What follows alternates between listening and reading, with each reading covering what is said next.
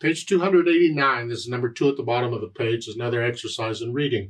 A lot of broken chords, so just see if you can read it.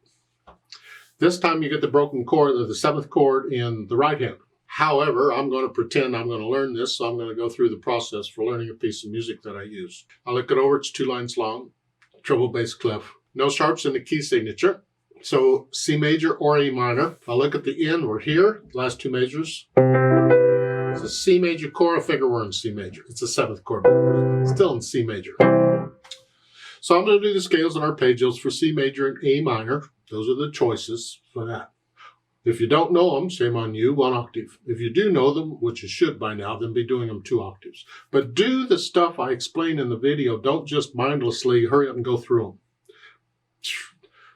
Really focus and do the trill and tremolo exercises and the wrist and the accents and the whole bit.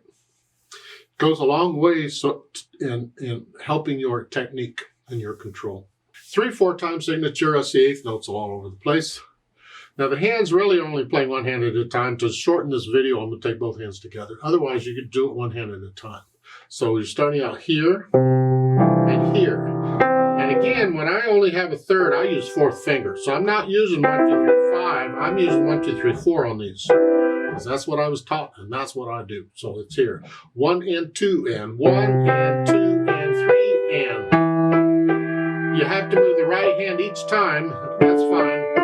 You hit a rest. Now that one you can do 1, 2, 3 because it's right there. So I use 4th finger on all of those except for measures 4 and 7 in the right hand. And not too bad, I hope. Then you go through carefully and take out the hesitations and see if you can get where you can play this without looking at the keyboard. You're moving the right hand around, but it's only a little bit. And you need to develop a feel for that, where those keys are when they're next to them or close to them. Then the articulation, which this is all connected. If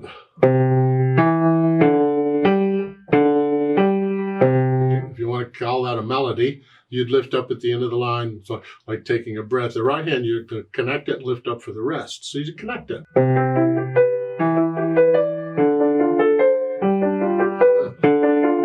you lift up, okay. Dynamics is moderately soft, MP and mezzo piano. And it's going to be pretty much both hands.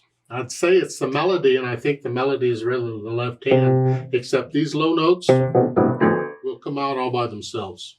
So you can pretty much play both hands about the same, but we want to hear the left hand. This is just color. That's just color. So that whatever you think moderately soft is. Yeah. Then the speed is misterioso. Can't say the word. Okay. Mysteriously? I don't know.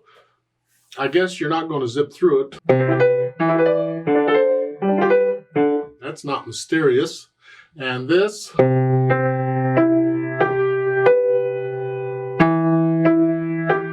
Well, that just drags. Ugh. There's got to be somewhere between them. But how do you feel? Mysterious. This would change for me every time I played it. Because mysteriously, well, again, a lot of times in music where they're supposed to tell you the speed, instead they tell you the mood, which is what they're doing here. So feel mysterious and play mysteriously.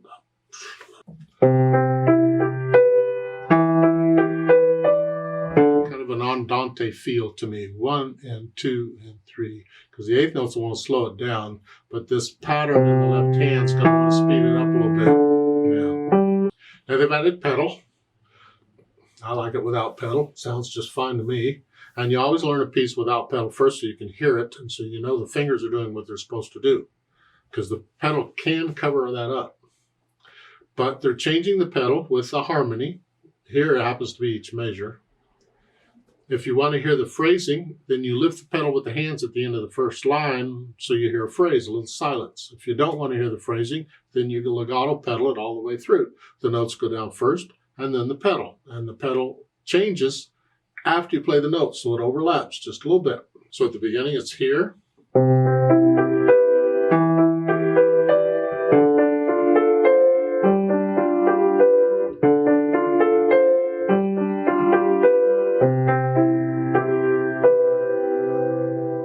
Yeah, and that's the piece. You could get similar effect by finger pedaling the notes. Instead of using the pedal, You finger pedal, which means you hold the notes down with the fingers. Here, here, here.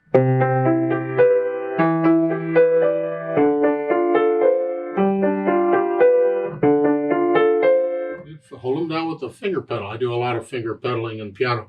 It's part of interpreting the music. That's all. And then natural accents. 1, 2, 3.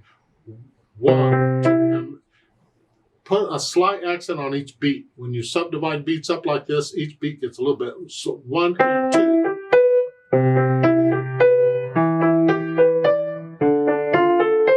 I'm exaggerating them so you can hear them better, but that's, you just feel them. 1, 2, and 3. Let's play this together slowly. It's slow anyway. Just make sure you got the right notes and rhythms. Now, I'm not going to pedal this one because it's pretty straightforward. You can hear the notes better if I don't. So I'll give us 3 counts. 1 and ready and go and.